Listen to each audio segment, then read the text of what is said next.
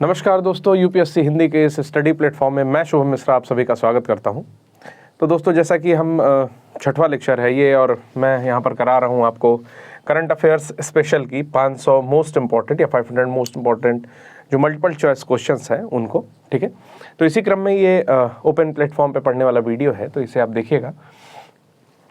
किसी भी इंफॉर्मेशन के लिए आप कांटेक्ट कर सकते हैं, या तो ये QR कोड स्कैन कर सकते हैं या फिर ये दिए हुए 2 नंबरों पर कांटेक्ट कर सकते हैं। यूपीएससी हिंदी परिवार का ये छोटा सा परिचय है जिसमें 5 संस्थापक सदस्य हैं: गौरव कुमार त्रिपाठी, सत्यप्रकाश त्रिपाठी, रमनदीप, निशांत और पल्लव त्रिपाठी, ठीक है। चलते हैं। कल हमने इसमें से 100 से लेकर के 125 क्वेश्चन तक जो है डिस्कस कर लिया था।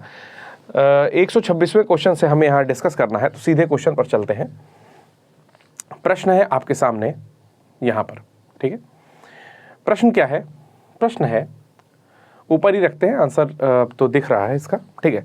तो क्वेश्चन है आपका यहाँ पर कि Jagannath Rath Yatra was declared as a state festival by which state, कि जगन्नाथ रथ यात्रा जो है वो किस राज्य के द्वारा अभी राज्य उत्सव के रूप में इसको घोषित किया गया है, राज्य उत्सव के रूप में इसको एक्सेप्ट किया गया है, ठीक है। तो इसका आंसर है पंजाब, ठीक। तो पंजाब वो स्टेट है जहाँ पर जगन्नाथ रथ यात्रा को राज्य उत्सव के रूप में जो है एक्सेप्ट किया गया है, ठीक। तो चलते हैं, इसके बारे में कुछ बातें जानते हैं या देखते हैं। सबसे पहली बात कि ये जो जगन्नाथ रथ यात्रा है ये कहाँ मनाई जाती है, ठीक है। तो जगन्नाथ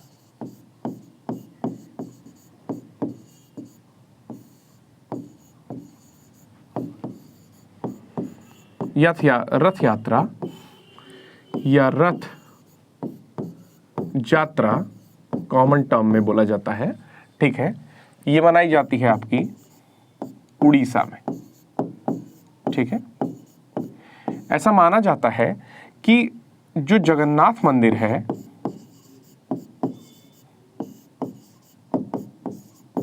ठीक ना, जब भगवान श्री कृष्ण जो है वो अपने भाई बलराम और सुभद्रा बहन के साथ रिटर्न हुए थे, ठीक है। तो उसके उपलक्ष्य में ये मनाया जाता है।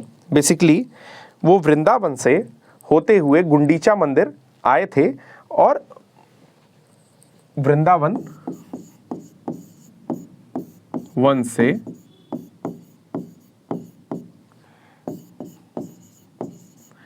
बहन सुभद्रा और भाई बलदाऊ या बलराम के साथ रिटर्न हुए हैं गुंडीचा मंदिर से होते हुए, ठीक ना। गुंडीचा मंदिर आए हैं तो उनके उपलक्ष्य में मनाया जाता है जगन्नाथ रथ यात्रा या रथ यात्रा, ठीक है। इसके बारे में कुछ चीजें और जानते हैं, जगन्नाथ मंदिर के बारे में कुछ चीजें और जानते हैं। जो आपका जगन्नाथ मंदिर है, ठीक है ना, ये जो जगन्नाथ मंदिर है इसे आपका बनवाया है पूर्व गंगवंशीय अनंत वर्मन चोडगंग देव के द्वारा, ठीक ना। गंगवंशीय शासक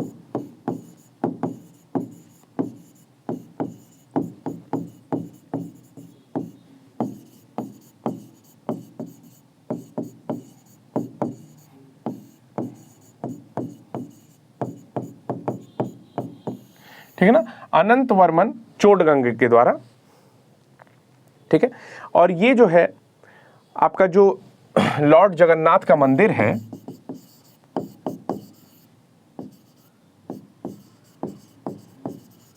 ठीक ना, ये सिचुएटेड है आपका ईस्ट कोस्ट ऑफ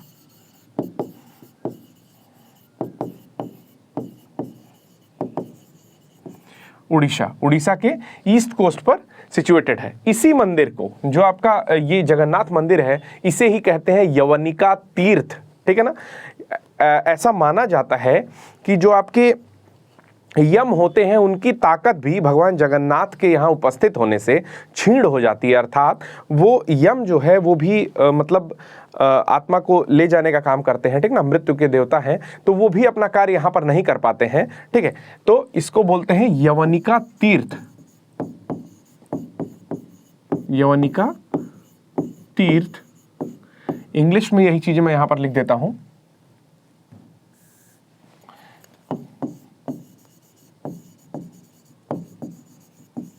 यवनिका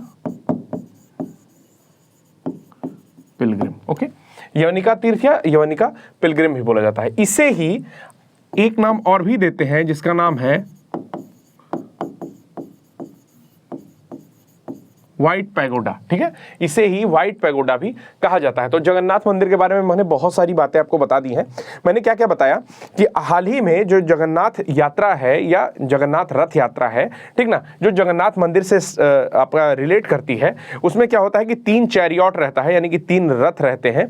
पहला होता है आपका भगवान श्री कृष्ण का, दूसरा है बलदाऊ का और तीसरा है सुभद्रा का, जिसे लगभग 10,000 लोग अपने हाथों से उसे खींचते हैं। ठीक है, तो ये यात्रा कुल 9 दिन चलती है। आषाढ़ महीने के दूसरे दिन जो है ये स्टार्ट होती है। तो मैंने क्या क्या बताया कि ये यात्रा को अभी किस राज्य के द्वारा राज्य उत्सव या स्टेट फेस्टिवल जो है घोषित किया गया है। यहाँ पर लिखा हुआ है स्टेट फेस्टिवल, तो स्टेट फेस्टिवल घोषित किया गया है आपके पंजाब राज्य के द्वारा। ठीक है, लेकिन ये जो मंदिर है सिचुएटेड है आपके उड़ीसा में, उड़ीसा के ईस्ट कोस्ट पर, बेसिकली ईस्ट कोस्ट पे ही उड़ीसा है। ठीक है, तो ईस्ट कोस्ट पर ये बिल्कुल सी शोर पे, मतलब कि समुद्र के पास स्थित है ये जो मंदिर है आपका जगन्नाथ मंदिर। ठीक है, जगन्नाथ मंदिर में जगन्नाथ जो भगवान है, ठीक है, वो स्थित हैं, उनके साथ में बलदाऊ और सुभद्रा भी स्थित हैं। ठीक है, 3 लोग उस मंदिर में टोटल हैं। उसके बाद बाकी चीजें मैंने बताई कि इसे यवनिका तीर्थ के नाम से जाना जाता है, जो मैंने यहां लिख रखा है। ठीक है, इसे ही व्हाइट पैगोडा भी कहते हैं। ठीक है, और उड़ीसा में ही एक टेंपल है जिसका नाम है ब्लैक पैगोडा, जो कि सन टेंपल है, वो मैं यहां लिख दे रहा हूं कि उड़ीसा में ही एक मंदिर है। ठीक है, उड़ीसा में सूर्य मंदिर है, कहां स्थित है? कोणार्क में स्थित है। इसे बोलते हैं ब्लैक पैगोडा।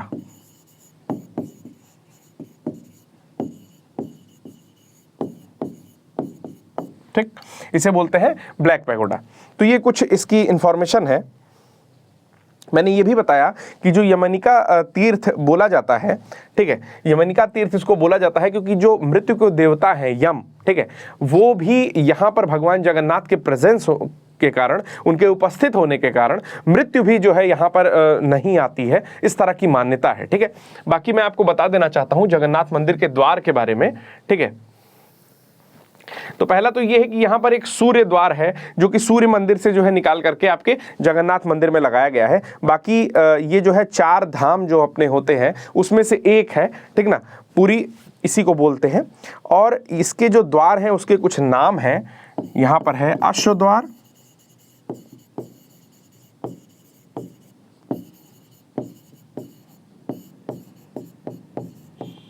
ठीक, सिंह द्वार,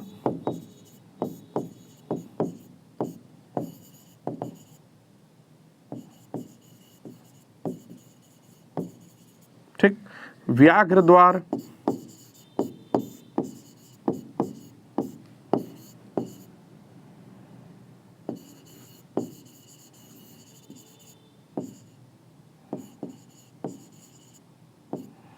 ठीक, और चौथे द्वार का नाम है हस्ती द्वार।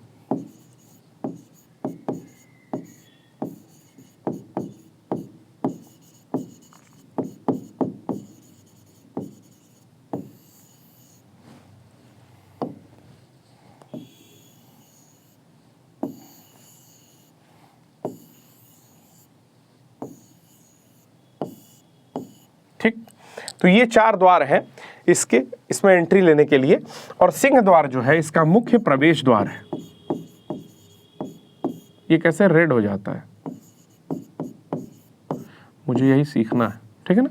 इसका मुख्य जो है प्रवेश द्वार आपका सिंह द्वार है। तो मैंने आपको इतनी सारी चीजें बताई कि गंग वंशीय शासक थे, पूर्व गंग वंशीय शासक थे, चोडगंग जिनको बोला जाता है, अनंत वर्मन चोडगंग, इन्होंने जगन्नाथ मंदिर की स्थापना करवाई है। उसके साथ साथ इसमें 4 द्वार लगे हुए हैं जिनका नाम है क्रमशः, जो पूर्व में स्थित द्वार है उसका नाम है सिंह द्वार, जो उत्तर में स्थित द्वार है उसका नाम है हस्ती द्वार, जो पश्चिम में स्थित द्वार है उसका नाम है विराग द्वार, और जो दक्षिण में स्थित द्वार है उसका नाम है अश्व द्वार।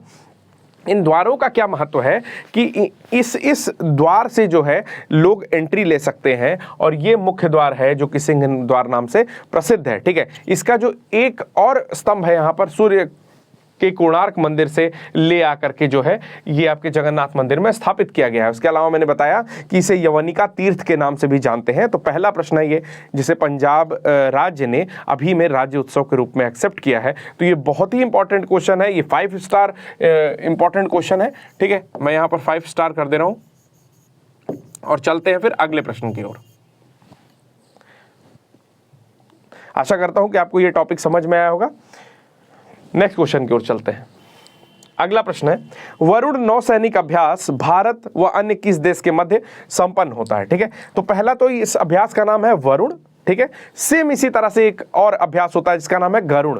तो ये जो वरुण अभ्यास है ये आपका होता है भारत और फ्रांस के साथ, और जो गरुड़ होता है वो आपकी एयर मिलिट्री एक्सरसाइज है, मतलब एयरफोर्स की एक्सरसाइज है जिसको बोलते हैं गरुड़ अभ्यास। ठीक है, तो ये दोनों अभ्यास जो है आपके फ्रांस के ही होते हैं। देखते हैं क्या है क्वेश्चन।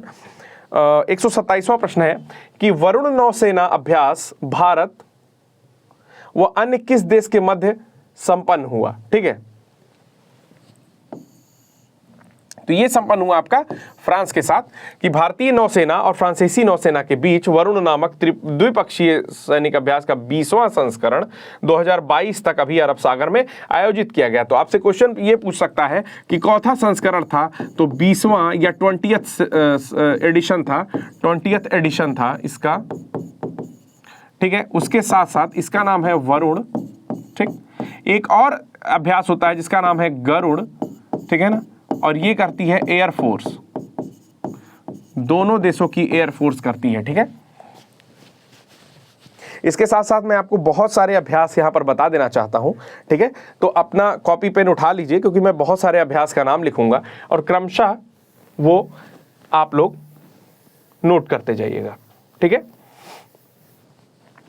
चलिए स्टार्ट करते हैं। चूंकि ये नौसैनिक अभ्यास था इसलिए हम लोग नौसैनिक अभ्यास से ही स्टार्ट करेंगे। ठीक है, तो सबसे पहले लिखेंगे वरुण तो हो गया। मालाबार, पहले अभ्यास का नाम लिखेंगे मालाबार। ठीक, मालाबार होता है यूएसए, जापान और इंडिया। मैं इंडिया को बाद में लिखूंगा, हो सकता है कि बाद में मैं इंडिया लिखना भी छोड़ दूं जल्दी लिखने के लिए। ठीक है ना, इसलिए आप लोग खुद से समझ लेंगे। नेक्स्ट होता है सिलेनेक्स। सिलिनेक्स, ठीक है ना, सिलिनेक्स होता है आपका श्रीलंका। एक इसी तरह का एक्सरसाइज है सिम्बेक्स, ये होता है आपका सिंगापुर। ठीक है, ये 3 एक्सरसाइज आप लोग उतारिए। नेक्स्ट होता है कोंकण, ये होता है यूके के साथ। यहां पर इंडिया सब में कॉमन है। ठीक है ना, आप लोग इंडिया लिखते जाइएगा। ओके, नेक्स्ट एक्सरसाइज आती है सहयोग कैजिन या नसीम अल बहर। नसीम अल बहर होती है, यहीं पर मैं लिख रहा हूं, नसीम अल बहर, ये होती है ओमान प्लस इंडिया। ठीक है ना, ये भी आपकी नेवल एक्सरसाइज है।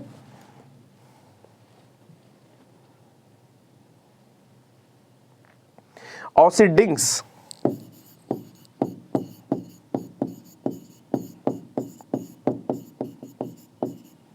ऑसिडिंग्स होती है ऑस्ट्रेलिया के साथ। ठीक है ना, ऑसिडिंग्स होती है ऑस्ट्रेलिया के साथ।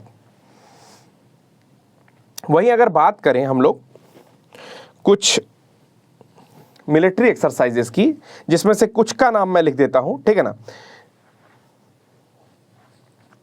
एक लिख रहा हूं प्रबल दोस्तीक। प्रबल दोस्तीक ये मिलिट्री एक्सरसाइजेस है। प्रबल दोस्तीक ये है आपकी कजाकिस्तान के साथ। ठीक है, ये है आपकी कजाकिस्तान के साथ। ठीक है, आशा कर रहा हूं दिख रहा होगा आपको। ठीक है, दूसरा मैं यहां से लिखता हूं नो मैडिक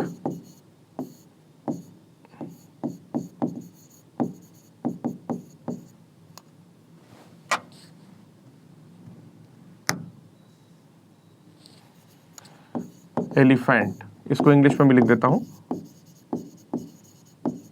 नोमैडिक मतलब होता है घुमक्कड़, ठीक ना, इधर उधर फिरने वाला, नोमैडिक एलिफेंट। ये होती है आपकी मंगोलिया के साथ, जिसकी राजधानी है उलान बटोर, ठीक है। नेक्स्ट आपकी है खान क्वेस्ट, और खान क्वेस्ट जो है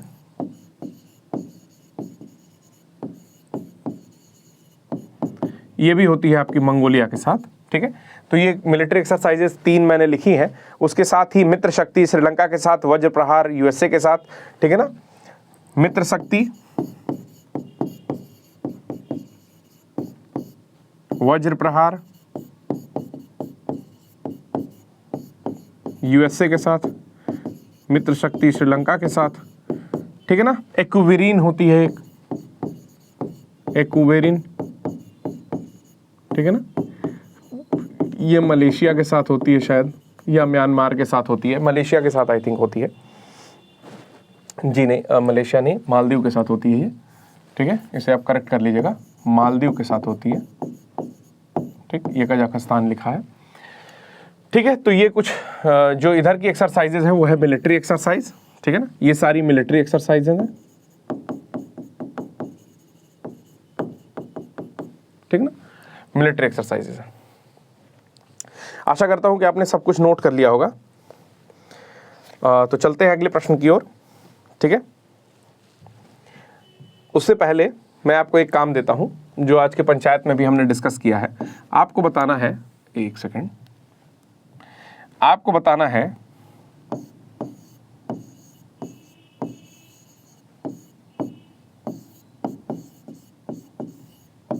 डेजर्ट ईगल एक्सरसाइज कौन सी एक्सरसाइज है, कौन सी मतलब कि मिलिट्री है, ठीक है, नेवल है या एयरफोर्स है, ठीक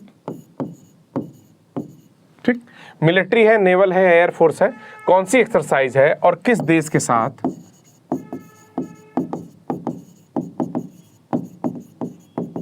ये संपन्न होती है। चलते हैं अगले प्रश्न की ओर बिना देर किए, ठीक है। खिजड़िया वन्यजीव अभयारण्य स्थित है, तो आपको पता है कि अभी वेटलैंड्स के क्षेत्र में ये खिजड़िया वन्यजीव अभयारण्य बहुत ज़्यादा न्यूज़ में रहा है। बेसिकली खिजड़िया और उत्तर प्रदेश यानी कि गोरखपुर से थोड़ी दूरी पर संत कबीर नगर के आसपास में एक आपका बखीरा है, ठीक है ना, बखीरा लेक कह सकते हैं, बखीरा ताल है, ठीक है, तालाब, तो उसे भी जो है अभी शामिल किया गया है वेटलैंड्स में, यानी कि आर्द्र भूमियों में। आर्द्र भूमि क्या होती है, वर्ल्ड की टोटल 1 बिलियन पॉपुलेशन जो है वो आर्द्र भूमियों पर यदा कदा डिपेंड होती है। 40% ऑफ टोटल पॉपुलेशन वहीं पर रिप्रोडक्शन यानी कि प्रजनन का कार्य करती है। अन्य भी जीवन जो है बहुत ज़्यादा वेटलैंड्स पर जो है आधारित है। तो वेटलैंड्स क्या होती हैं, हिंदी में बोलेंगे आर्द्र भूमि, जैसे आपके तालाब हो गए, ठीक ना, या फिर नेचुरल रूप से जो भी वाटर बॉडीज हो गई, ठीक है, उसमें से जहां पर बहुत ज़्यादा आपका बायोडाइवर्सिटी पाया जाता है उसे वेटलैंड के रूप में घोषित किया जाता है, ठीक है ना। बेसिकली हुआ क्या था कि ईरान के शहर, एक सेकेंड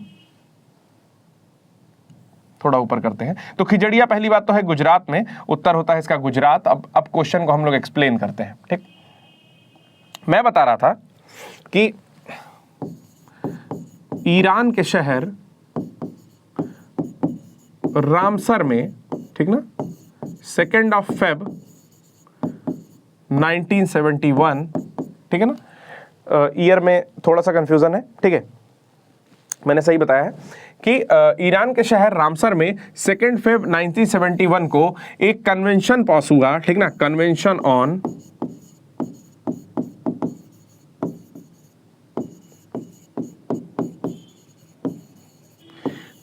ऑन वेटलैंड्स, ठीक है ना। वेटलैंड के ऊपर एक कन्वेंशन पास हुआ।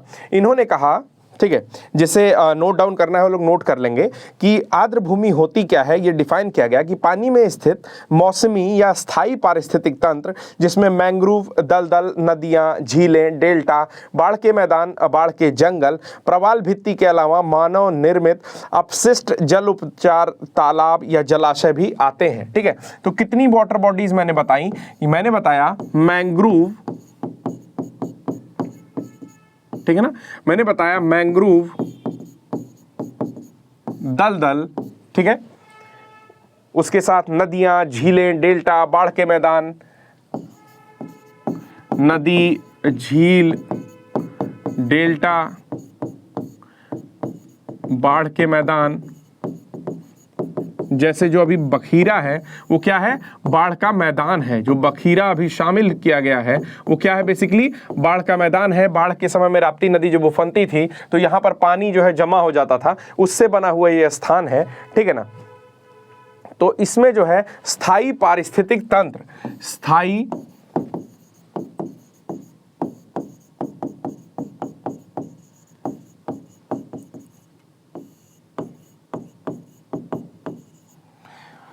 स्थायी पारिस्थितिकी तंत्र जो है यहाँ पर आपका डेवलप होता है, तो उसे ही आपका वेटलैंड कहा जाता है, ठीक है। भारत में सबसे बड़ा जो वेटलैंड है वो है वेम्बनाड में, जो कि केरल में अवस्थित है, ठीक ना, वेम्बनाड, ठीक, वेम्बनाड में स्थित है, जो कि लगभग 1512.5 स्क्वायर किलोमीटर का क्षेत्र है, ठीक ना। वेम्बनाड सबसे बड़ा है, जबकि हिमाचल प्रदेश में स्थित, जबकि ये केरला में स्थित है, ठीक, जबकि हिमाचल प्रदेश में स्थित, ठीक, हिमाचल प्रदेश में स्थित जो आपकी रेणुका है, ठीक ना, जो रेणुका है वो है 0.02 स्क्वायर किलोमीटर में अवस्थित ये जो है आपका वेटलैंड है। तो ये भारत का सबसे छोटा वेटलैंड है, ठीक है। इसके अलावा चिलिका, पुलिकट और हाल ही में शामिल ये आपका खिजड़िया वन्यजीव अभ्यारण्य जो है ये भी शामिल किया गया, ठीक है। खिजड़िया वन्यजीव अभ्यारण्य आपका अवस्थित है गुजरात में, और वहीं पर 2-3 और जो वन्यजीव अभ्यारण्य है, टोटल गुजरात में शायद 4 हो गए हैं, ठीक है। तो मैं उसके नाम यहाँ पर लिख देता हूँ, ठीक है। तो गुजरात में अन्य जो वन्यजीव गुजरात में अन्य जो आपकी रामसर साइट्स हैं, जो वेटलैंड्स हैं, जो रामसर साइट्स में शामिल वेटलैंड्स हैं, उनके नाम यहाँ पर लिख देता हूँ मैं, ठीक है। हाँ, ये क्या हो रहा है, okay okay, then you go up and then start, ठीक है। तो जो आपके जो वेटलैंड्स है गुजरात में अवस्थित है, ठीक है, खिजड़िया के अलावा वो है नल सरोवर, ठीक है, वो है नल सरोवर,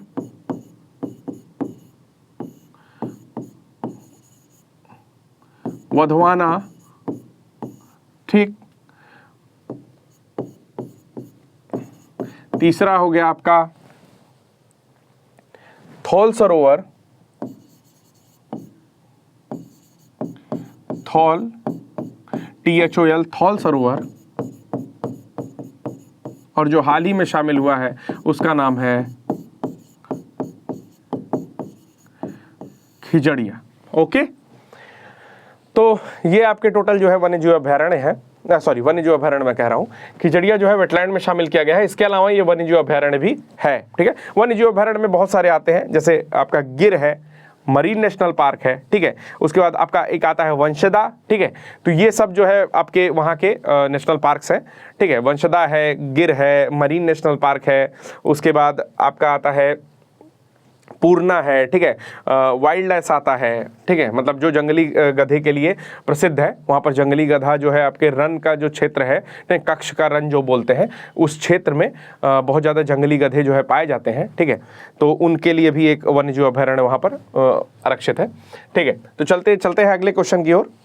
आशा करता हूं कि आपको ये समझ में आ गया होगा, ठीक है। हाल ही में जो 2 नए शामिल हुए हैं उसमें एक ये है और दूसरा है बखीरा, ठीक है, जो कि बाढ़ का मैदान था, ओके। चलिए अगले प्रश्न की ओर चलते हैं। अगला प्रश्न है, वर्तमान लेखा महानियंत्रक के रूप में नियुक्त किया गया है। तो ये क्वेश्चन थोड़ा डाउटफुल है। अब देखिए होता क्या है कि अगर आप डायरेक्टली PDF से पढ़ोगे, ठीक है ना, तो ये हो सकता है कि कभी कभार टाइपिंग एरर हो जाए, ठीक, या कभी कभार जो ये मेंटेन किया जाता है, जैसे मान लीजिए 500 क्वेश्चन जो बनाए गए ये काफ़ी टाइम से बन रहे हैं, ठीक है। तो मान लीजिए फ्रॉम टाइम बीइंग की स्टार्ट हुआ ये अगस्त से बनना, ठीक है, अगस्त से बनना स्टार्ट हो रहा है, कुछ क्वेश्चंस उसमें शामिल किए गए हैं, ठीक है, परंतु वर्तमान में वो क्वेश्चंस बदल चुके हैं, तो इतना पॉसिबल नहीं होता है कि फिर उसको रिविजिट किया जाए, ठीक है। पेपर एक बारी बन गया, आपको पता है कि ये क्वेश्चंस आ सकते हैं, तो उस तरह से टीम ने जो है उसको सेलेक्ट करके यहाँ पर पुट कर दिया। तो वीडियो देखना इसलिए भी इंपॉर्टेंट है क्योंकि हो सकता है कि इस क्वेश्चन में कुछ बदलाव हो जो आप नहीं देखने पर नहीं समझ पाते हैं, ठीक है। तो इस क्वेश्चन में जो बदलाव है वो बहुत ही महत्वपूर्ण है। यहाँ पर पूछा जा रहा है कि who has been appointed as the present Controller General of Accounts. Actually थोड़ी सी लाइटिंग मुझे यहाँ पर वो लगती है, ठीक है। तो पूछ रहा है कि who has been appointed as the present Controller General of account.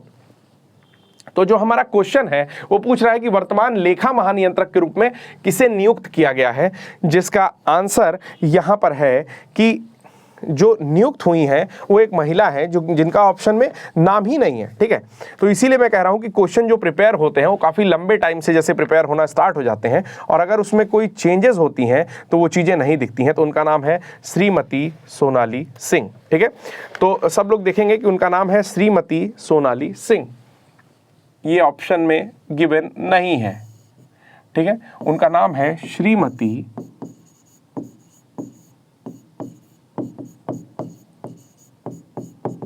Sonali Singh. जो मिसेस सिंह है ये 87 बैच की आईएएस ऑफिसर है, ठीक है ना। और ये जो पद है, ठीक है, ठीक ना, ये है कंट्रोलर जनरल ऑफ अकाउंट, ठीक। ये कैग नहीं है, आप लोग कैग से इसमें कंफ्यूजन मत लीजिएगा। उसका फुल फॉर्म होता है comptroller and auditor general of India, ठीक है ना। Controller and auditor general of India CAG होता है, जबकि इस पोस्ट का नाम है CGA, ठीक है। हाँ, ऑप्शन में इसके पहले जो थे, जैसा मैंने बताया कि जब ये प्रिपेयर होता है तो वहां पर काफी टाइम से प्रिपेयर होता है, तो ऑप्शन में दीपक दास थे जो इनसे पहले यहां पर सर्व कर रहे थे एज ए CGA, ठीक है ना। बट एक्सप्लेनेशन इसका इनकरेक्ट है, तो आप लोग को इसलिए भी वीडियो देखना जरूरी है क्योंकि वीडियोज में चीजें करेक्ट करके जो है दिखाई जाती हैं, ठीक है ना। कुछ बातें जानते हैं जो लेखा महानियंत्रक के विषय में है, यानी कि CGA यानी कि कंट्रोलर जनरल ऑफ अकाउंट्स के विषय में है। तो कुछ बातें यहाँ पर समझ लेते हैं कि 1976 में, मैं यहाँ लिखता भी जा रहा हूँ, ठीक है ना, 1976 में ऐसा महसूस हुआ, ठीक ना, कि ये जो लेखा का काम है उसको मेन बॉडी से अलग कर दिया जाए, ठीक है। तो वित्त मंत्रालय के अंतर्गत ये आपका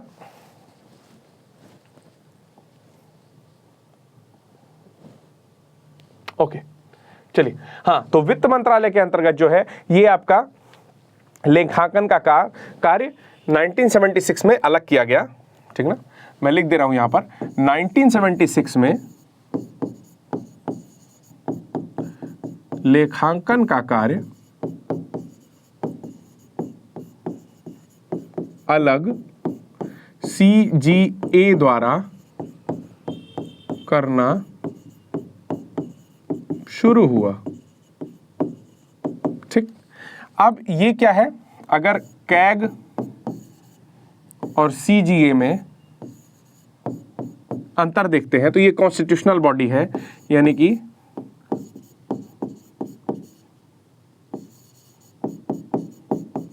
संवैधानिक निकाय है, और ये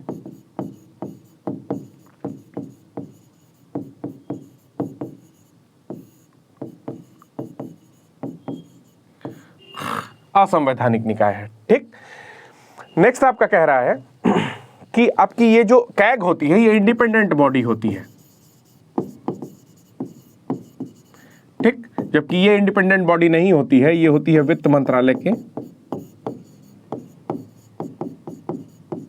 अंतर्गत, ठीक। सोनाली सिंह है इसका आंसर, आप याद रखिएगा, ठीक। हाँ, ये वित्त मंत्रालय के अंतर्गत में होती है CGA यानी कि कंट्रोलर जनरल ऑफ अकाउंट, ठीक है ना। ये आपका अकाउंट की ऑडिट करता है, कैग जो है ये अकाउंट्स की ऑडिट करता है, ऑडिट ऑफ अकाउंट, ठीक है, महालेखा परीक्षक है ये, यानी कि ये जो है परीक्षक की भूमिका में रहता है, जबकि अकाउंटिंग एडवाइजर जो होता है वो CGA होता है, यानी कि it is principal accounting adviser to the Government of India, यानी कि भारत सरकार के लिए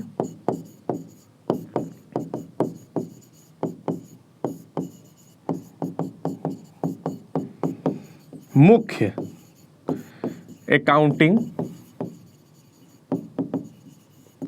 यानी कि लेखा सलाहकार यानी कि एडवाइजर, ठीक है ना, मुख्य लेखा सलाहकार के रूप में। कैग जो है वो कॉन्स्टिट्यूशन में वर्णित है और आर्टिकल 148 इसके लिए समर्पित है, परंतु CGA जो है वो आपके संविधान में तो है नहीं, संविधानेतर निकाय है, यानी कि संविधान में वर्णित ही नहीं है कौन सा निकाय है, ठीक है। तो ये जो आपका निकाय है इसके विषय में चर्चा आर्टिकल 150 में की गई है, यानी कि आर्टिकल 150 के अंदर में ये काम करता है, ठीक है, परंतु ये जो है पूरा डेडिकेटेड है कैग के लिए। ओके, तो ये कुछ बातें थी इससे रिलेटेड। बिना समय गंवाए चलिए चलते हैं अगले प्रश्न की ओर, ठीक है ना। अगला प्रश्न है आपका, देश का पहला डिजिटल विश्वविद्यालय कहां स्थापित किया गया है? The countries first digital university is being set up in, तो ये स्थापित किया गया है आपके केरला में। सीधे इसका आंसर पढ़ते हैं और आगे चलते हैं, ठीक है। कह रहा है कि केरला के गवर्नर जो, एक्सक्यूज मी, लगता है कुछ दिक्कत हुई है लाइट में, होल्ड करिएगा आप लोग, बस 1 मिनट आप लोग होल्ड करिएगा।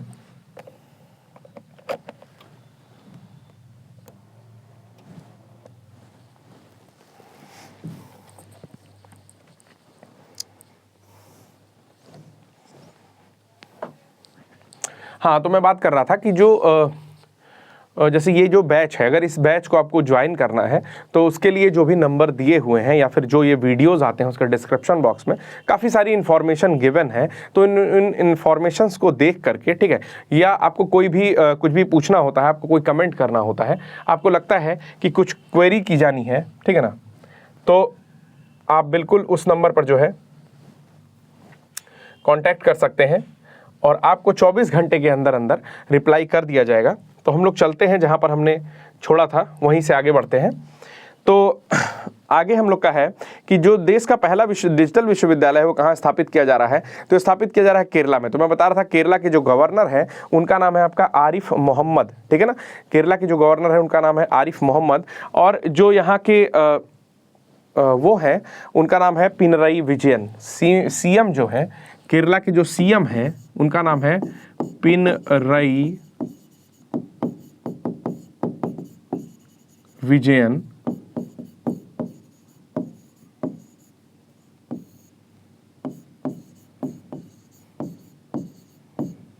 पिनरई विजयन, ओके।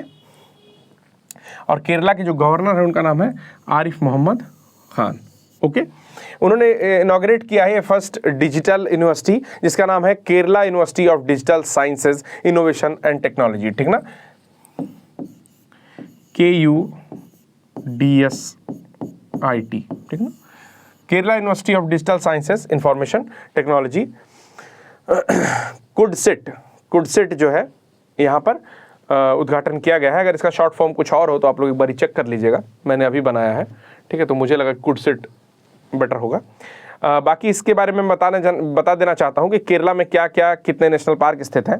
तो पेरियार नेशनल पार्क है, इराविकुलम है, साइलेंट वैली, मथई केट्टन, पंपाद शोला, अनाईमुड़ी शोला, ठीक है ना। तो मैं कुछ का नाम लिख देता हूँ आपको। साइलेंट वैली का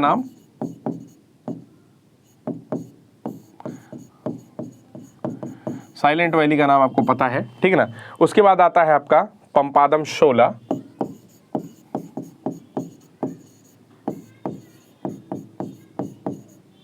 ठीक, पंपादम शोला। फिर आता है मथई केट्टन,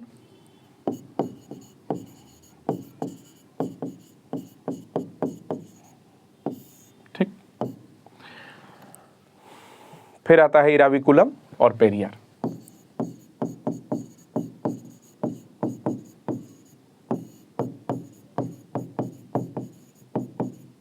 ठीक, पेरियार नाम की रिवर भी बहती है, ठीक है। तो केरला के कुछ नेशनल पार्क्स हैं, एनपी यानी कि नेशनल पार्क्स हैं, ठीक है ना, इन्हें भी नोट कर लीजिएगा साइड में वहीं पर। नेक्स्ट प्रश्न पर चलते हैं। प्रश्न है, प्रधानमंत्री द्वारा शंकराचार्य की जिस मूर्ति का अनावरण किया गया है उसे किस आपके मूर्तिकार ने बनाया है? तो प्रधानमंत्री द्वारा जो है अभी अभी शंकराचार्य जो कि आपके अद्वैतवाद का जिन्होंने सिद्धांत दिया था, ठीक है, उनकी एक मूर्ति बनी है, ठीक है, तो उसका शिलान्यास अभी अभी किया है। तो वही क्वेश्चन है ये कि किसके द्वारा किया गया है। तो देखिए ऐसे याद करना है कि जो शंकराचार्य थे वो भी एक योगी थे, ठीक है, और जो उसके शिल्पकार हैं उस मूर्ति के, यानी कि जो आर्किटेक्ट हैं वो भी एक योगी है। तो इनका नाम है आपका योगीराज, अरुण योगीराज करके इनका नाम है, ठीक है। चलिए देखते हैं क्वेश्चन को ऊपर, ठीक है। क्वेश्चन है आपका अरुण योगीराज जो है इनका नाम है, ठीक है। इससे रिलेटेड एक बहुत अच्छी इंफॉर्मेशन मैं आपको देना चाहता हूं जो मैं यहीं पे लिखूंगा। टोटल 4-5 मूर्तियां हैं जिसमें से एक इस बारी एग्जाम में पूछी जा सकती है, ठीक है। लास्ट ईयर तो एक आ चुकी है, बट यूपी के एग्जाम में मैं गेस करता हूं कि एक ना एक मूर्ति पूछी जाएगी। तो मैं इसको 3 स्टार क्वेश्चन देता हूं, ठीक है ना।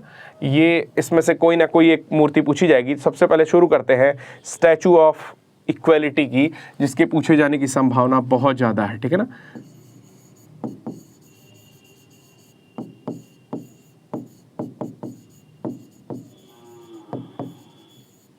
ठीक, स्टैचू ऑफ इक्वलिटी या समता की मूर्ति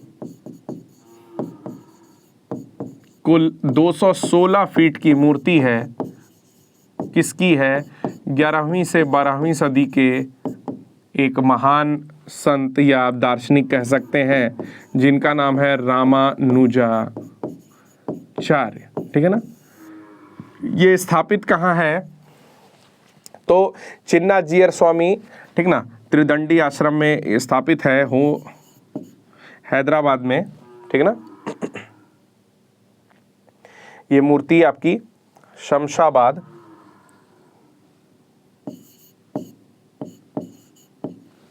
एक सेकंड में फिर से लिख देता हूं, ठीक है।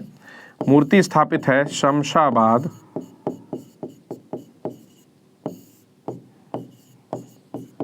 तेलंगाना, ठीक है ना, हैदराबाद में, तेलंगाना में स्थित है, ठीक है। तो देख लीजिए, पहला जो यहाँ पर 3-4 लिखूंगा तो आप सब याद रखिएगा, सब नोट करते जाइए। स्टैचू ऑफ इक्वलिटी, इसको समता की मूर्ति भी कहते हैं हिंदी में, ठीक है। ये मूर्ति 216 फीट की है। 11वीं-12वीं शताब्दी के एक महान दार्शनिक थे जिनका नाम था रामानुजाचार्य, ठीक ना, जिन्होंने सबसे पहले जो शंकराचार्य के अद्वैतवाद था उसका खंडन किया था, इन्हीं महोदय ने, ठीक ना।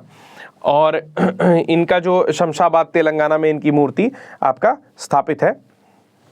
तो इन्होंने खंडन करके जो अपना सिद्धांत दिया उसका नाम था आपका विशिष्टाद्वैतवाद।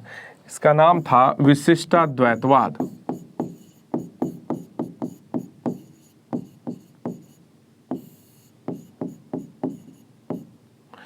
ठीक है ना, विशिष्टाद्वैतवाद। ओके,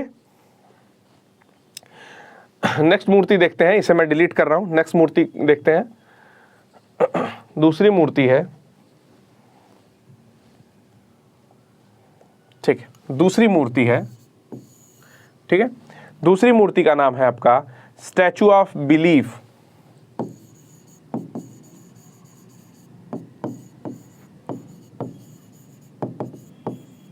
ठीक ना, विश्वास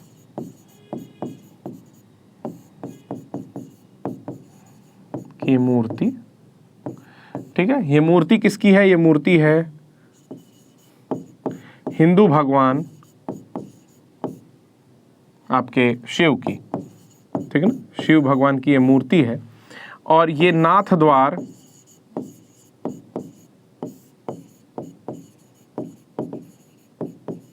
राजस्थान में निर्माणाधीन है,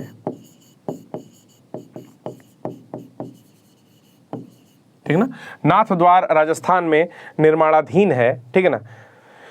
और ये जो मूर्ति है ये टोटल बन रही है 351 फीट की, ओके, 351 फीट की, ठीक। नेक्स्ट देखते हैं। आशा करता हूं कि आपने नोट कर लिया होगा, वीडियो पॉज करके आप लोग नोट कर लीजिएगा। देखिए एक बार मैं छोड़ दे रहा हूं, ठीक है। स्टैचू ऑफ बिलीफ के बारे में बता दिया मैंने, ठीक। नेक्स्ट देखते हैं। जो तीसरी मूर्ति है वो थोड़ी पुरानी है, जिसके विषय में लगभग आप सभी को, जितने लोग यहाँ बैठे हैं, जितने लोग लेक्चर देख रहे हैं, इन सभी को पता होगा। तीसरी यूनिटी है, सॉरी मुंह से निकल गया, स्टैचू ऑफ यूनिटी, ठीक है ना। यूनिटी यानी कि अगर हिंदी में लिखा जाए, अखंडता नहीं, उसका इंटीग्रिटी होता है, ठीक है ना, एकता की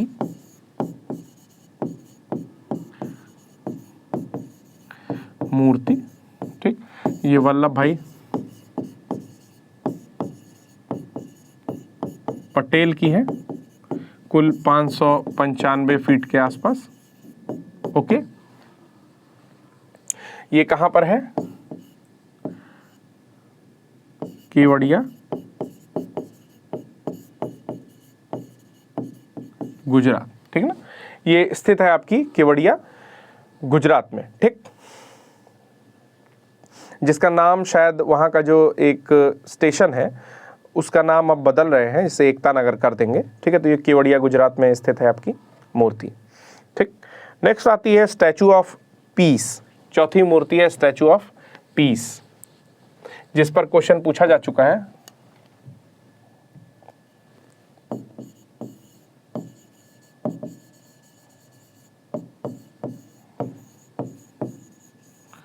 ठीक, स्टैचू ऑफ पीस।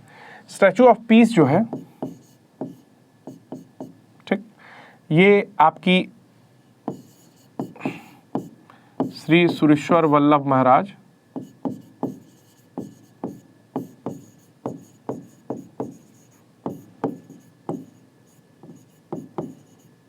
ठीक, जो कि जैन मुनि थे, इनकी मूर्ति थी, मात्र 151 इंच लंबी, जिसे स्टैचू ऑफ पीस कहा जा रहा है, ठीक है ना। इसके विषय में लास्ट ईयर क्वेश्चन पूछ चुका है, तो ये उतना ज़्यादा महत्वपूर्ण नहीं है, ठीक है ना। तो ये कुछ मूर्तियों का नाम मैंने लिखा है। इसके साथ ही एक चीज़ और जान लेते हैं, ठीक है ना। क्या जानते हैं कि कितने वाद हैं और कौन उसके संस्थापक हैं, ठीक। तो शुरू करते हैं अद्वैतवाद से। पहला है अद्वैतवाद, ठीक। शंकराचार्य का था ये,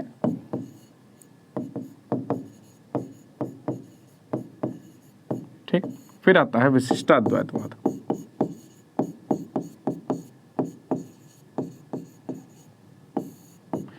रामानुजाचार्य, ठीक। दूसरा आता है विशिष्टाद्वैतवाद, जिसका है रामानुजाचार्य। नेक्स्ट आता है द्वैतवाद,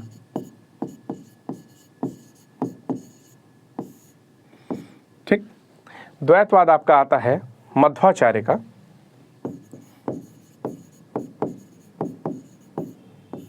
ठीक। फिर आता है आपका शुद्धाद्वैतवाद,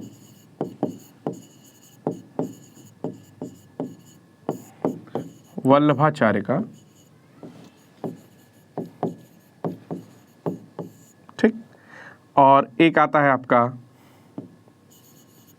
द्वैतवाद, शंकराचार्य, रामानुजाचार्य, मध्वाचार्य, वल्लभाचार्य, और लास्ट में आपका आता है निम्बार्काचार्य, ठीक है, ठीक है ना, निम्बार्काचार्य।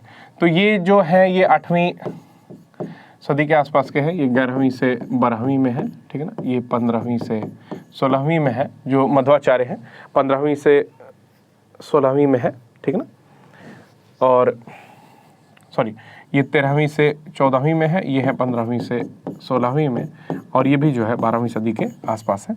तो ये कुल मिलाकर के इतने वाद दिए थे जो परीक्षाओं में कभी कभार, ठीक है, मिलान करने को पूछता रहता है। तो चलिए अगले प्रश्न पर चलते हैं, काफ़ी टाइम दे दिया इस प्रश्न पर हमने। अगला क्वेश्चन है आपके सामने, हाल ही में किसे सेल की पहली महिला चेयरपर्सन नियुक्त किया गया है? तो इनका नाम है सोमा मंडल, ठीक है। आंसर यहाँ पर लिखा हुआ है, ठीक है। सोमा मंडल जो है वो सेल की पहली महिला चेयरपर्सन है, ठीक ना। सेल क्या होता है? Steel authority of India limited, यानी कि भारत के लिए जो संस्था स्टील बनाती है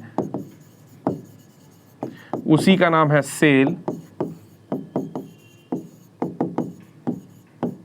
लिमिटेड, ठीक है ना, LTD लिमिटेड, ठीक है। तो steel authority of India limited, ये पहले जो है हिंदुस्तान स्टील लिमिटेड के नाम से, इसे हिंदुस्तान स्टील लिमिटेड के नाम से,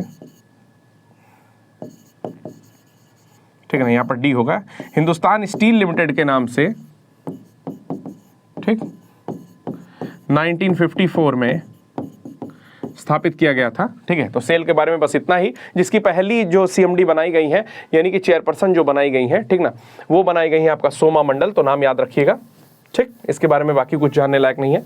चलते हैं नेक्स्ट प्रश्न की ओर, नेक्स्ट प्रश्न की ओर चलते हैं। अगला प्रश्न है, उत्तराखंड राज्य ने, डायरेक्टली समझिए, अक्षय कुमार को जो है ब्रांड एम्बेसडर बनाया है, ठीक है। उत्तराखंड राज्य ने ब्रांड एम्बेसडर नियुक्त किया है, तो डायरेक्टली जानिए अक्षय कुमार को नियुक्त किया है। अगर ऑप्शन देता है तो ऑप्शन ऐसे बनाएगा कि उत्तराखंड राज्य का नाम देगा, और चूंकि उत्तराखंड हिमाचल के आसपास से आपकी कंगना रनौत है, तो इनको ए ऑप्शन पर रख देगा। तो ध्यान रखिएगा कि अक्षय कुमार को बनाया गया है, ठीक ना, जो कि इस समय जुबा केसरी का प्रचार करके टोल हो चुके हैं। आप लोग को ही पता होगा, ठीक है, कि जुबा केसरी 2-3 लोग लेके आ रहे थे, ये भी बेचारे लेके आए, और इस तरह से इनके साथ बहुत भारी ट्रोलिंग हो गई, मतलब बहुत बड़ी त्रासदी हो गई इनके साथ, ट्रेजिडिक स्टोरी है वो, ठीक है। तो छोड़िए सारी बातें, आगे देखते हैं कि Akshay Kumar has been appointed as the brand ambassador of Uttarakhand state. तो उत्तराखंड स्टेट को जो है अब ये रिप्रेजेंट करेंगे, जगह जगह इनके होल्डिंग और बैनर लगे रहेंगे कि आइए कभी उत्तराखंड में, ठीक है। भारत का पहला बाजरा अनुसंधान स्थापित किया जा रहा है, तो आपका बाजरा अनुसंधान जो स्थापित किया जा रहा है, वो स्थापित किया जा रहा है बाड़मेर, जोधपुर, जो कि स्थित है आपका राजस्थान में, ठीक है। तो आंसर होगा इसका राजस्थान, कि पहला जो बाजरा अनुसंधान या मिलेट जिसको बोलते हैं, ठीक ना, फर्स्ट मिलेट रिसर्च जो इंडिया में स्थापित की जा रही है, वो स्थापित की जा रही है आपकी राजस्थान के अंदर। तो आप इसको भी याद रखिएगा कि मिलेट जो कि मोटी फसलों में आती है बाजरा, ठीक है, वो स्थापित की जा रही है आपका राजस्थान के अंदर। अब आते हैं, ऐड का टाइम हो रहा है यहाँ पर, तो ऐड ले लेते हैं थोड़ा सा। 2 नंबर यहाँ पे दिया हुआ है, एक तो है व्हाट्सएप वाला नंबर दिया है, ठीक है ना, और एक जो है टेलीग्राम टाइप का नंबर दिया है, ठीक। इसी कलर का दोनों होता है, थोड़ा कलर इसका डिफरेंट हो गया इसलिए मैं बना दिया हूँ। तो 2 नंबर दिया है, ठीक है, आप लोग इस पर कांटेक्ट करो, ठीक। जहाँ पे फ़ोन लिखा है वहाँ पे फ़ोन वाला करना, जहाँ पे टेलीग्राम और व्हाट्सएप लिखा है वहाँ पे टेलीग्राम व्हाट्सएप करना। आपको बता दिया जाएगा कि आपको क्या करना है, ठीक है। अगर आपको ये 500 MCQ के टेस्ट सीरीज ज्वाइन करनी है तो उसमें आपको इन्फॉर्मेशन दे दी जाएगी और आप खुशी खुशी उसको ज्वाइन कर सकते हैं। मात्र फीस बहुत कम है, ठीक है। वो लोग फीस बताएंगे, लेकिन मैं बता दे रहा हूँ 210 रुपये मात्र फीस है। रेड और ब्लू में दिख रहा है आपको, ठीक है। तो कितना खूबसूरत भी ये पेन चल रही है, तो आप देख सकते हैं, इसको ज्वाइन करिए, बहुत ही खूबसूरती से आपके सारे कोर्स खत्म हो जाएगा, ठीक है। और करंट की जितनी चीज़ें आपकी प्रिपेयर नहीं हो, प्रिपेयर करा दी जाएंगी।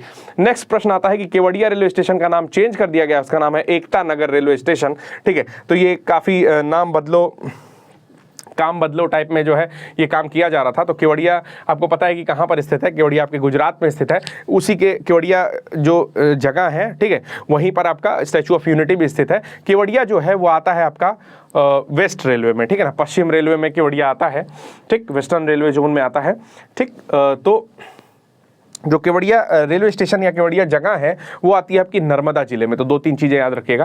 पहला आपको याद रखना है कि ये जो केवड़िया नाम है ये इंपॉर्टेंट इसलिए भी है क्योंकि यहीं पर आता है आपका स्टैचू ऑफ यूनिटी, ठीक, यहीं पर आता है स्टैचू ऑफ यूनिटी। दूसरा चीज़ है कि ये जिला क्या है, नर्मदा जिला है, ठीक ना, जिला है। याद रखिएगा, नर्मदा नदी भी होती है और नर्मदा जिला भी है। कहाँ का है, तो गुजरात का है, ठीक। थोड़ा गंदा लिख रहा हूं मुझे पता है, ठीक है। किस जोन में आता है, तो आता है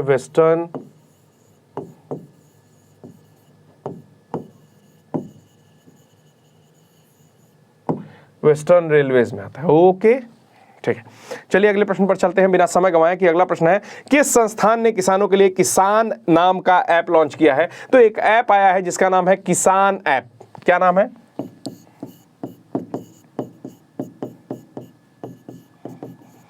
ऐप का नाम है किसान ऐप। ये आपका IIT रुड़की के बच्चों ने जो है बनाया है किसानों के लिए। तो बहुत ही अच्छी पहल है, बच्चों को इसी तरह से जागरूक होना चाहिए। तो यहाँ पर कुछ एक्सप्लेनेशन लिखा हुआ है कि Indian Institute of Technology Roorkee has launch Kisan mobile application. This app will provide agro meteorological services to the farmers. यानी कि किसानों को कृषि मौसम संबंधी सेवाएं प्रदान करेगा कि मतलब कब आपका मौसम कैसा रहने वाला है, ठीक है, कब आपका कोई तूफान आने वाला है, कब आपकी बारिश होने वाली है, कब कैसा मौसम रहेगा, उस हिसाब से आप बुआई करिए, कटाई करिए, लाइक ऐसे समझिए, कि किसी ने गेहूं काटने में वर्तमान समय में डिले कर दिया, ठीक है, डिले कर दिया और 2 दिन बाद बारिश होने वाली है, तो ये ऐप आपको ये इन्फॉर्मेशन दे देगा कि भाई बारिश होने वाली है, जल्दी से जल्दी गेहूं की कटाई कर दो, ठीक है, कटाई करो और बाकी जो है काम आगे बढ़ाओ, ठीक है। तो इस तरह से ये ऐप जो IIT रुड़की के द्वारा किसान ऐप है वो बहुत ही आपका महत्वपूर्ण साबित हो रहा है। फिर कह रहा है कि Veer Savarkar international airport is located at, तो जैसा कि वीर सावरकर जो थे उन्हें आपका भेजा गया था, पता ही है, ठीक है, आपके पोर्ट ब्लेयर, ठीक, तो वहाँ के जेल में भेजा गया था। तो वीर सावरकर जो है वहीं पर स्थित है, यानी कि पोर्ट ब्लेयर जो आपका हवाई अड्डा है, ठीक है ना, एयरोड्रम है, ठीक है, उसका नाम है आपका वीर सावरकर इंटरनेशनल एयरपोर्ट, ठीक। तो कुछ बातें हम लोग जानेंगे कि वीर सावरकर इंटरनेशनल एयरपोर्ट कहाँ स्थित है। पहली बात तो ये स्थित है आपका पोर्ट ब्लेयर में। आप समझते हैं पोर्ट ब्लेयर के बारे में कि पोर्ट ब्लेयर कहाँ स्थित है, तो उसके लिए हम लोग को देखना पड़ेगा 10 डिग्री चैनल, ठीक है। तो 10 डिग्री चैनल जो है वो लिटिल अंडमान और कार निकोबार के बीच में है। मैं यहाँ पर नाम लिख रहा हूँ, कार निकोबार, CA, ठीक है ना, यह है लिटिल अंडमान,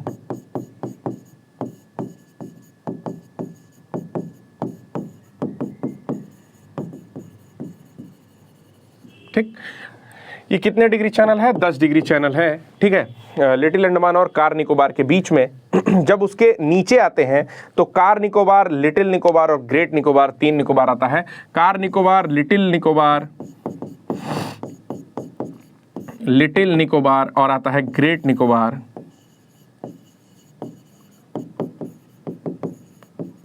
ठीक। और जो हम लोग ऊपर जाते हैं लिटिल अंडमान से तो आपका आता है, सबसे ऊपर आता है north Andaman, middle Andaman, lower Andaman और फिर लिटिल अंडमान, ठीक। तो सबसे पहले आएगा नॉर्थ अंडमान,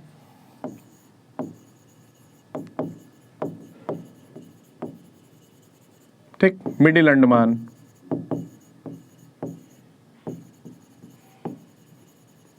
ठीक ना, north Andaman, middle Andaman, lower Andaman,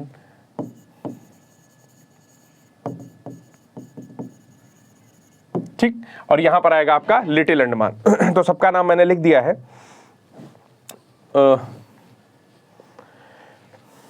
इसमें कुछ चीजें जानने वाली हैं, जैसे जो आपका लोअर अंडमान है, ठीक है, लोअर अंडमान में ही आपका पोर्ट ब्लेयर स्थित है। तो ये चीज याद रखिएगा, ये चीज मैं फोकस कर दे रहा हूं कि लोअर अंडमान में ही आपका पोर्ट ब्लेयर स्थित है, ठीक है।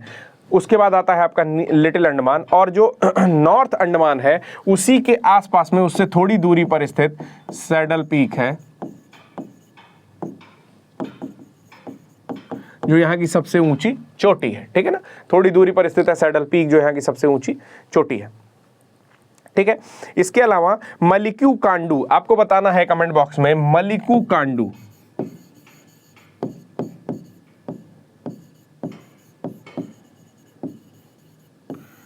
ये जो मलिक्यू कांडू है ये कितने डिग्री चैनल को बोलते हैं? मैं आंसर नहीं बता रहा हूं, ठीक है, थोड़ा बहुत आंसर दिख गया था, लेकिन चलिए मैं आंसर नहीं बताऊंगा। नेक्स्ट क्वेश्चन पर चलते हैं। नेक्स्ट क्वेश्चन है आपका, गंगा सागर मेला आयोजित किया जाता है, तो ये सीधा जान जाइए कि पश्चिम बंगाल में गंगा सागर मेला आयोजित किया जाता है। गंगा सागर, इस दोनों वर्ड को बाइफरकेट कर दो, ठीक है, गंगा जहां पर सागर में मिलती है उसे ही गंगा सागर, वहीं पर जो है गंगा सागर मेला जो है आयोजित होता है, ठीक है। गंगा जहां पर सागर में मिलती है वहीं पर अब जो गंगा सागर मेला आयोजित होता है, ठीक। तो इसमें कुछ जानने का नहीं है कि Ganga Sagar fair is a major festival of Hindus held at the West Bengal where the Gangas और गंगेज मीट द ओशन, ठीक है, मीट्स द ओशन। तो जो गंगा है आपका गंगा वेस्ट बंगाल में, यानी कि पश्चिम बंगाल में जहां पर सागर से मिल रही है उसी को जो है गंगा सागर मेला वहीं पर आयोजित होता है, ठीक। इसमें कुछ जानने का नहीं है। नेक्स्ट क्वेश्चन पर चलते हैं। नेक्स्ट क्वेश्चन है कि खेलो इंडिया यूनिवर्सिटी गेम 2021 की मेजबानी कौन सा राज्य करेगा, ठीक है। तो ये राज्य कर चुका है, कर्नाटक कर चुका है, ठीक है। और यहाँ पर जिस यूनिवर्सिटी में मतलब ये हो रहा था, मतलब 2-4 यूनिवर्सिटी में मिला के हो रहा था, ठीक है, वो यूनिवर्सिटी आपकी टॉप भी कर चुकी है। तो ये आपका था, जैन यूनिवर्सिटी ने यहाँ पर जो है सबसे ज़्यादा पदक जीते हैं। होता क्या है, खेलो इंडिया यूनिवर्सिटी गेम्स, जैसा कि नाम पता चला यूनिवर्सिटी गेम्स, यानी कि यूनिवर्सिटी के पूरे नेशनल लेवल पर, ठीक है, जो भी यूनिवर्सिटी के अच्छे बच्चे होते हैं जो कि स्पोर्ट्स में बहुत बढ़िया एक्टिविटीज़ करते हैं, उन्हें मौका दिया जाता है। खेलो इंडिया यूनिवर्सिटी गेम्स में 2021 में मौका दिया गया, ठीक है, और उसमें से आपका कर्नाटका में हुआ ये, ठीक। तो मैंने आपको भी बताया ही कि वहाँ पर जो एक जैन यूनिवर्सिटी है, वहाँ के जो बच्चे थे उन्होंने जो है सबसे बढ़िया वहाँ पर परचम लहराया। और एक्चुअली जैन यूनिवर्सिटी के आसपास 3-4 यूनिवर्सिटी को मिला करके जो है ये खेल किया गया है। तो फिलहाल ये संपन्न हो चुके हैं। तो ये ओल्ड न्यूज़ है, मतलब ये ओल्ड न्यूज़ या बिल्कुल करंट न्यूज़ है, करेगा नहीं यहाँ पर होगा, ये कर चुका है। तो कर्नाटक में कर रहा था, ठीक है, बेंगलुरु के अंदर वो जैन यूनिवर्सिटी जो है, ठीक। इसमें 2 गेम्स जिनका नाम है आपका मलखंब और योगासन, इसको जो है यूनिवर्सिटी गेम्स में जोड़ा गया है। तो क्या क्या याद रखना है, पहला याद रखना है कि जैन यूनिवर्सिटी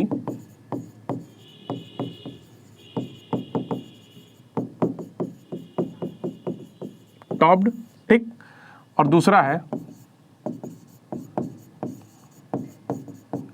मलखंब और योगासन यहां पर किया गया है, ठीक है। नेक्स्ट टाइम कहां होगा, नेक्स्ट टाइम होगा आपका, बात चल रही है हरियाणा के लिए, ठीक ना। तो नेक्स्ट टाइम जो यूनिवर्सिटी गेम्स होने वाले हैं 2022 के, वो होंगे हरियाणा में। ये चीज़ याद रखिएगा, ये चीज़ अब करंट की है कि नेक्स्ट यूनिवर्सिटी गेम्स कहाँ होने वाले हैं। तो याद रखिएगा ये 2021 का था, 2022 चिल्ला चिल्ला के बता रहा हूँ कि हरियाणा में होने वाला है, ठीक है। तो याद रखिएगा कि अगर 2022 देता है तो बिल्कुल कंफ्यूज नहीं होना है। इस क्वेश्चन को भी मैं टिक कर रहा हूं क्योंकि मुझे लगता है कि अगर ये क्वेश्चन एग्जाम में आया और आप अपडेट नहीं रहे तो ये क्वेश्चन गलत हो सकता है। तो 3 स्टार इस क्वेश्चन को मैं देता हूं, ठीक है। नेक्स्ट क्वेश्चन देखते हैं, ठीक है। अब फटाफट इस चीज़ को खत्म कर देते हैं। राष्ट्रीय गणित दिवस कब मनाया जाता है? तो जो हमारे एक बहुत बड़े गणितज्ञ थे जिनका नाम था रामानुजम, हाँ, रामानुजम जो थे, उनके बर्थडे के उपलक्ष्य में जो है, उनकी जन्मदिन की वर्षगांठ के उपलक्ष्य में ये मनाया जाता है। और ये 22 तारीख को जो है दिसंबर में मनाया जाता है। 134वां बर्थडे था इनका, ठीक है।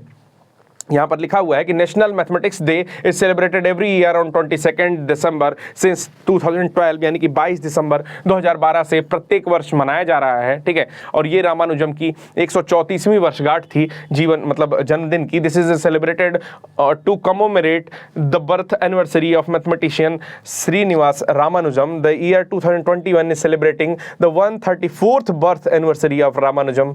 तो ये बहुत ही इंपॉर्टेंट है। मैंने एक दिन बताया था कि मैथमेटिक्स के नोबेल को क्या बोलते हैं, तो आप डिस्क्रिप्शन बॉक्स में बताइए, कमेंट बॉक्स में बताइए, सॉरी डिस्क्रिप्शन में कैसे बता पाएंगे, कमेंट बॉक्स में बताइए कि मैथमेटिक्स का नोबेल किस पुरस्कार को बोला जाता है, ठीक है।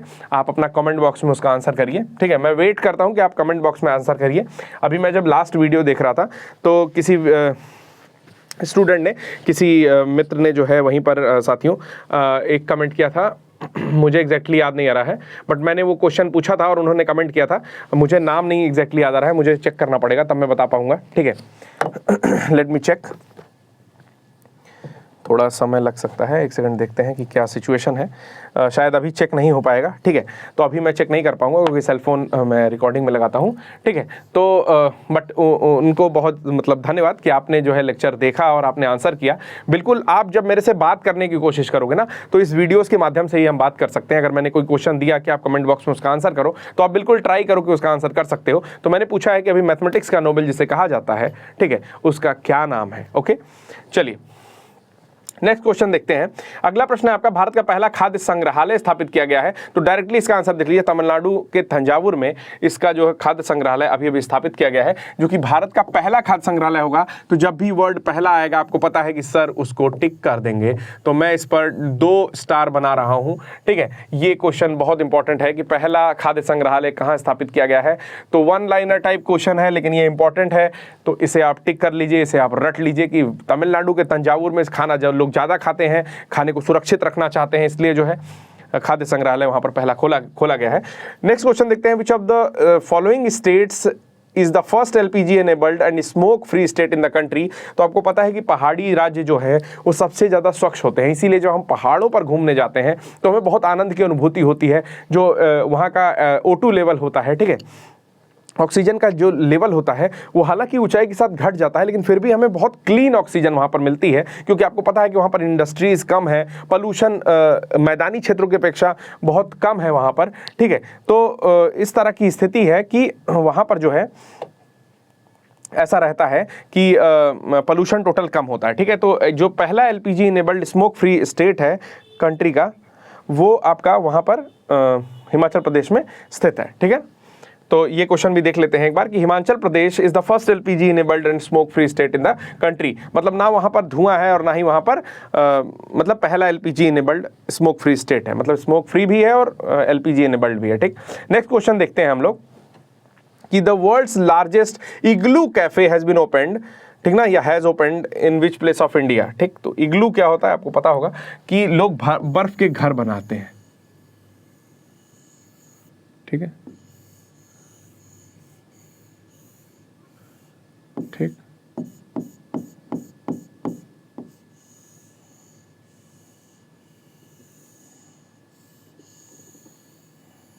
ठीक, ये पूरा बर्फ है। अब मैं कैसे दिखाऊं कि ये बर्फ है, बट ये बर्फ है, ठीक है ना। थोड़ा गंदा बन गया है, रुकिए मैं फिर से ट्राई करता हूँ। अब भला इग्लू दिखाने के लिए दो बार ट्राई करना पड़ता है। चलिए ऐसे बनाइए, ठीक, और एक ऐसे एंट्रेंस बनाइए, ऐसे जोड़ दीजिए, ठीक।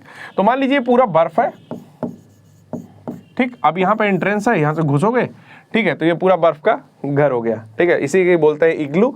तो ये बर्फ का बना हुआ कैफे है, इग्लू कैफे इसको बोला जाता है। तो बर्फ कहाँ होगी, चारों ठंडी जगह दी है, लेकिन सबसे ज़्यादा जो है बर्फ होगी वो होगी आपके J&K में।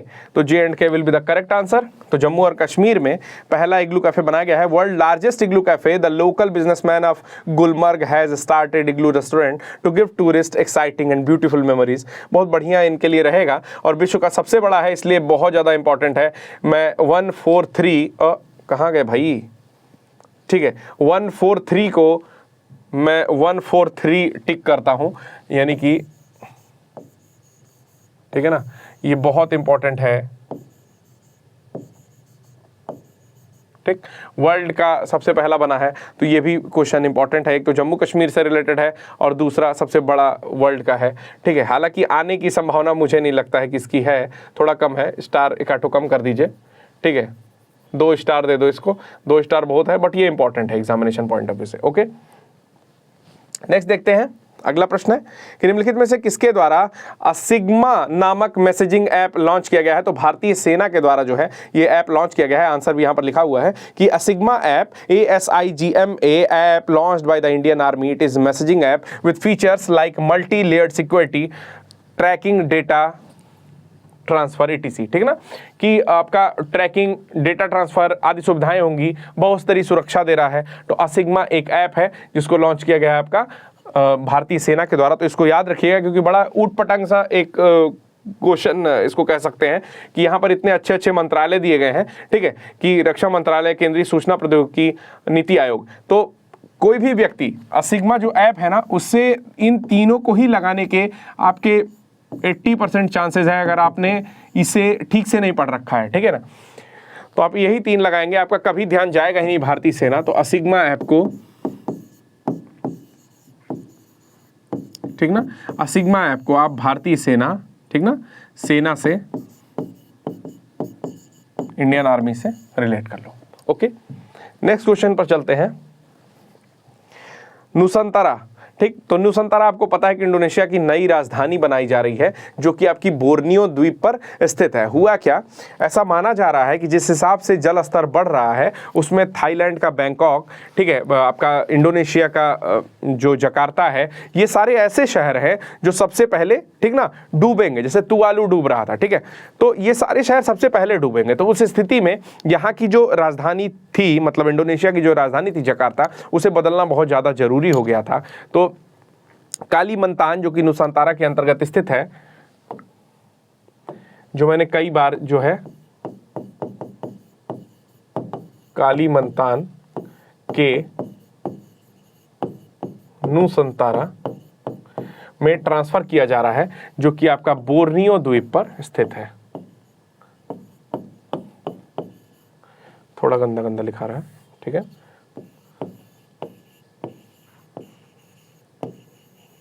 ठीक, बोर्नियो द्वीप पर स्थित है। नेक्स्ट प्रश्न देखते हैं। ठीक है, अगला क्वेश्चन है यहां पर 12 नवंबर 2021 को प्रधानमंत्री नरेंद्र मोदी ने वीडियो कॉन्फ्रेंस के माध्यम से किसकी 2 अभिनव ग्राहक केंद्रित पहलों के शुभारंभ की। ठीक ना, कह रहा है इंग्लिश में कि prime minister Narendra Modi launched 2 innovative customer centric initiative of which of the following via video conferencing on 12 नवंबर इतना इतना इतना। ठीक है ना, तो ये आपका शुरू किया गया था रिजर्व बैंक ऑफ इंडिया के लिए। एक सेकेंड,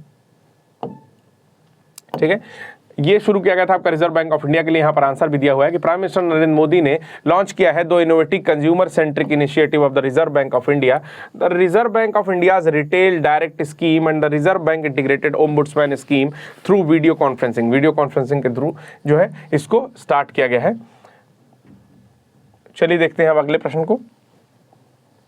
ठीक है, ऊतक संस्कृति आधारित बीज आलू नियम 2021 यानी कि सीड पोटैटो रूल्स को मंजूरी देने वाला पहला राज्य कौन सा है? बिहार, उत्तर प्रदेश, पंजाब या फिर उड़ीसा। ठीक है, तो आप एक बात याद रखो। ठीक है, मैं इस क्वेश्चन को ऐसे एक्सप्लेन कर रहा हूं कि जब हरित क्रांति आई, ठीक है ना, भारत में MS स्वामीनाथन की मदद से आई, ठीक है ना, बाहर चल रही थी पहले से, लेकिन जब हरित क्रांति भारत में आती है, ठीक है ना, ग्रीन रेवोल्यूशन जिसको कहा जाता है, ठीक ना, उस समय भारत में खाद्यान्न की कमी हो रही थी और भारत आयात करता था गेहूं आपका USA जैसे देशों से।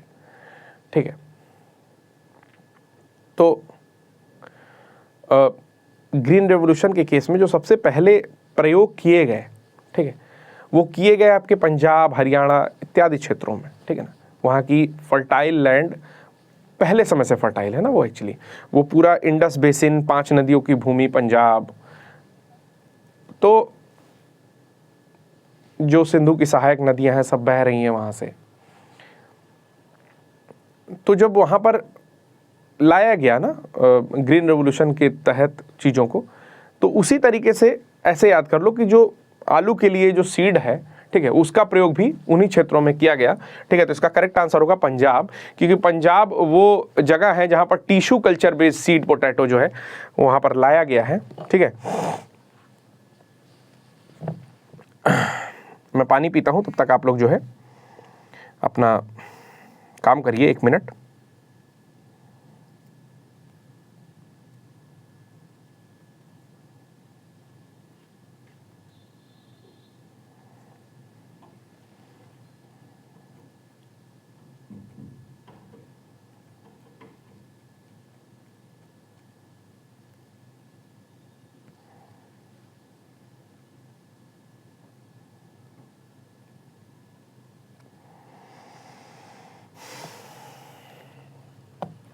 ठीक, एक क्वेश्चन इस पे पूछा हुआ था, पहले इसको पढ़ देता हूं मैं कि आंसर इसका Punjab. The Punjab cabinet chaired by the chief minister Charanjit Singh Channi, अब तो ये हट चुके हैं, भगवंत मान हो चुके हैं, आपकी सरकार आ चुकी है यहाँ पर, has approved the Punjab tissue culture based seed potato rule 2021 to develop Punjab as a standard potato seed centre. ठीक है ना, यानी कि मुख्यमंत्री चरणजीत सिंह चन्नी की अध्यक्षता में पंजाब मंत्रिमंडल ने पंजाब को एक मानक आलू बीज केंद्र के रूप में विकसित करने के लिए पंजाब ऊतक संस्कृति आधारित बीज आलू नियम 2021 को मंजूरी दी। तो मैं बता रहा था कि क्वेश्चन यूपीपीसीएस में एक बारी पूछा, क्वेश्चन था कि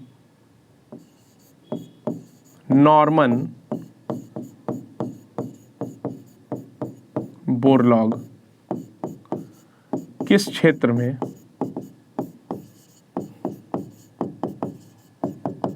नोबेल मिला?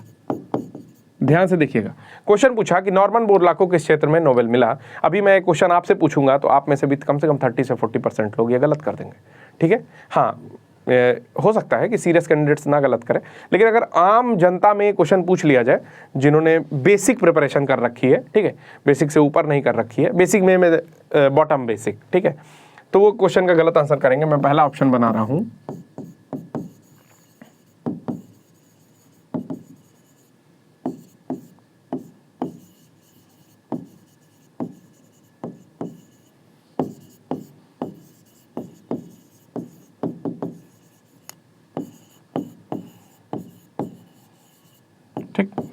मैंने 4 ऑप्शन दिए। एग्रीकल्चर यानी कि कृषि से संबंधित क्षेत्र में इनको नोबेल पुरस्कार मिला था। इकोनॉमिक्स यानी कि अर्थशास्त्र से संबंधित क्षेत्र में, क्योंकि बहुत ज़्यादा क्रांति ले आए थे, अर्थशास्त्र की क्रांति हो गई, यानी कि मतलब इकोनॉमिक्स मतलब कि पैसे बहुत सबके पास आ गए। तीसरा है ब्रीडिंग, क्योंकि इन्होंने एक नया ब्रीड उत्पन्न किया जिससे इन्होंने बताया कि हाई यील्ड वैरायटी मैं लेकर के आ रहा हूँ, तो ब्रीडिंग के क्षेत्र में मिला था। या फिर शांति के क्षेत्र में मिला था कि खा पी के शांत हो गए लोग। ठीक है, तो आपको बताना था। ये एक बार क्वेश्चन पूछ चुका है तो आपको अभी बताना है, कमेंट बॉक्स में आप आंसर कर दो, मैं फिर से उसका बता रहा हूँ। तो इनको मिला था पीस के क्षेत्र में, ठीक है ना। बट मोस्ट ऑफ द जिनकी तैयारी बॉटम की है या बेसिक जिनका प्रिपेयर है, वो पहला ऑप्शन देख करके टिक करते हैं कि एग्रीकल्चर के क्षेत्र में मिला था, क्योंकि उन्हें पता है कि नॉर्मन बोरलॉग ग्रीन रेवोल्यूशन से रिलेटेड थे। ठीक है, 1960 के दौर में नॉर्मन बोरलॉग ने हाई यील्ड वैरायटी, जिसको HYV कहते हैं, इस प्रकार के गेहूं खोजे। और भारत में जब स्वामीनाथन के द्वारा लाया गया, मैं स्वामीनाथन के द्वारा, सबसे पहले पंजाब और हरियाणा में ही उसका ट्रायल हुआ था। चलिए अगला प्रश्न देखते हैं। ठीक है, अगला प्रश्न है आपका, लीड्स रिपोर्ट में आपका शीर्ष सुधारकर्ता राज्य है उत्तर प्रदेश। तो ये इंपॉर्टेंट है, इसलिए इंपॉर्टेंट है क्योंकि आप उत्तर प्रदेश का पेपर देने जा रहे हैं, logistic ease across different state 2021 index जो है आपका, लीज जिसको बोलते हैं, LEADS। तो लीड्स रिपोर्ट जो आई है आपकी, हाल ही में वाणिज्यिक उद्योग मंत्रालय द्वारा प्रकाशित करती है। तो मंत्रालय कौन सा प्रकाशित करता है ये भी याद रखना है। तो वाणिज्य और उद्योग मंत्रालय जो है इसको प्रकाशित करता है, Ministry of Commerce and Industry इसको प्रकाशित करती है। आगे लिखता है कि this is 3rd edition of the index, ये तीसरा एडिशन है, यानी कि तीसरा आपका इंडेक्स है, तीसरा संस्करण है इस इंडेक्स का। गुजरात, हरियाणा, पंजाब, तमिलनाडु, महाराष्ट्र सर्वश्रेष्ठ प्रदर्शन करने वाले शीर्ष 5 स्लॉट में शामिल राज्य हैं। ठीक है, तो इसमें पूछ सकता है कि इनमें से कौन सा शीर्ष 5 में नहीं है। तो आपको याद रखना है कि इधर गुजरात है, ठीक है, ऊपर हरियाणा है, उसके बगल में पंजाब है, ठीक है, नीचे तमिलनाडु है और इधर महाराष्ट्र है। ठीक है, तो ये 5 स्टेट जो है टॉप 5 में शामिल है। 2019 की लीड्स रैंकिंग की तुलना में उत्तर प्रदेश, उत्तराखंड और झारखंड में उल्लेखनीय सुधार हुआ है। ये शीर्ष सुधारकर्ता देश के राज्य के रूप में उभरे हैं। ठीक है, अगला प्रश्न जो आपके स्क्रीन पर आएगा 5:45 पर। ठीक है, अगला प्रश्न है, भारत सरकार द्वारा अपना पहला ऑडिट दिवस कब मनाया गया। तो आपको पता है कि कैग जो है वो ऑडिट करती है, और कैग जब ऑडिट करती है तो उसी को सेलिब्रेट किया गया पहले ऑडिट डे को 16 नवंबर 2021 में। तो एक्सप्लेनेशन देख लेते हैं कि the nation celebrated its first audit day on 16 November 2021. Audit दिवस is celebrated to mark the historical origin of the institution of the Comptroller and Auditor General of India and its contribution of the governance, transparency and accountability over 5 years. ठीक, तो 16 नवंबर कहाँ गया 2021 को, ठीक है, CAG का audit day मनाया जाता है। कैग आर्टिकल 148 में है और मुर्मू जी, ठीक है ना, गिरीश चंद्र मुर्मू वर्तमान कैग है। ओके, अंतिम प्रश्न पर आते हैं।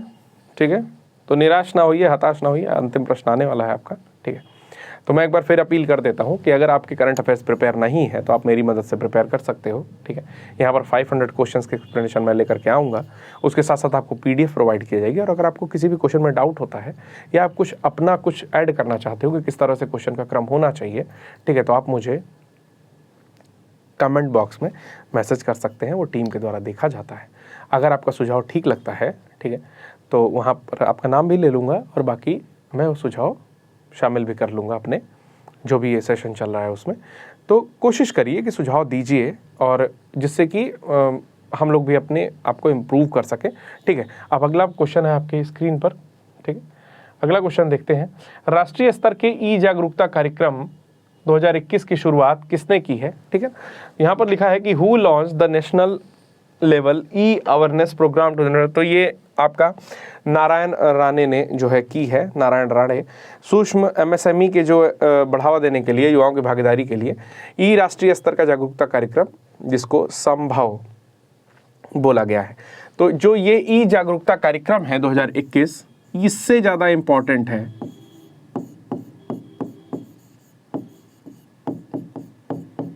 संभव। ठीक है, तो आप संभव याद रखिएगा, ये MSME मंत्रालय के द्वारा जो है युवाओं को भागीदारी देने के लिए शुरू किया गया है।